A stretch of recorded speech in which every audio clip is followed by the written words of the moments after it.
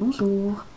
Alors pour cet exercice, on nous donne un tableau qui donne l'essence consommée en fonction de la distance parcourue en kilomètres. La question est de savoir est-ce que l'essence consommée est proportionnelle à la distance parcourue. Donc tout d'abord, on va calculer les quotients. Deuxième ligne divisée par première ligne. Donc 4 divisé par 50, on trouve 0,08. 6,4 sur 80, 0,08. Comme les deux premiers quotients sont égaux, on va continuer sur tout le tableau. Donc on a déjà effectué ces quotients-là.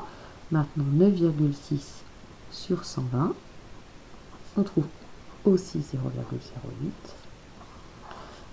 Et pour terminer, 12 sur 150, ce quotient donne aussi 0,08.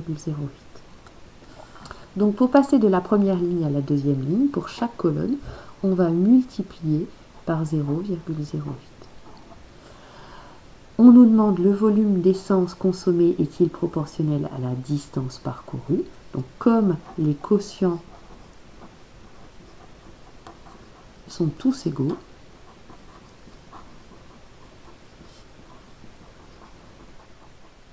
alors le volume d'essence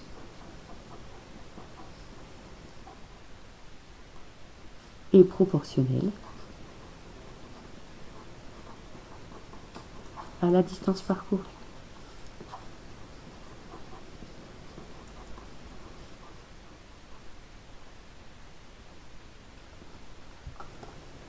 Voilà pour le premier exercice.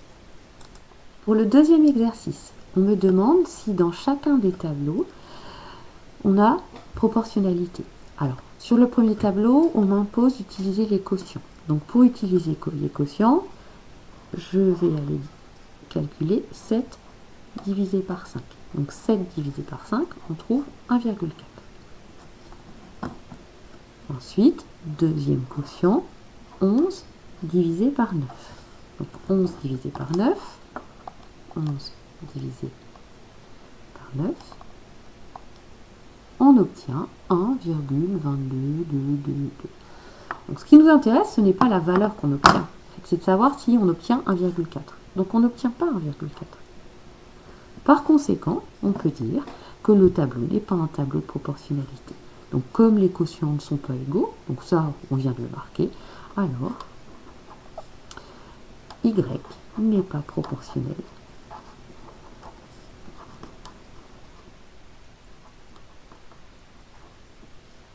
à X. Donc c'est tout. On va préférer dire la deuxième ligne en fonction de la première. Alors la deuxième méthode pour vérifier si un tableau est proportionnel ou pas, c'est de calculer les produits en croix. Donc ici on va calculer 4 fois 12,5 et 5 fois 10. Donc 4 fois 12,5, on obtient 50. 5 fois 10, on obtient 50. Donc les deux premiers produits en croix qui correspondent aux deux premières colonnes sont égaux. On va continuer. Donc 10 fois 20, 16 fois 12,5. Donc pour les deux, on obtient 200. Donc pour ces deux colonnes, les deux produits en croix sont égaux. Donc on peut continuer. Donc 16 fois 30 et 20 fois 24.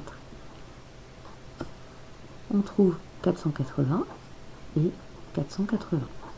Donc pour les deux dernières colonnes, les produits en croix sont également égaux.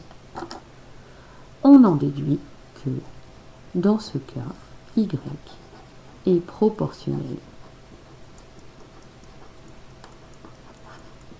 à X. Voilà. Donc avec ces deux exercices, on a revu comment prouver qu'un tableau est ou n'est pas un tableau de proportionnalité.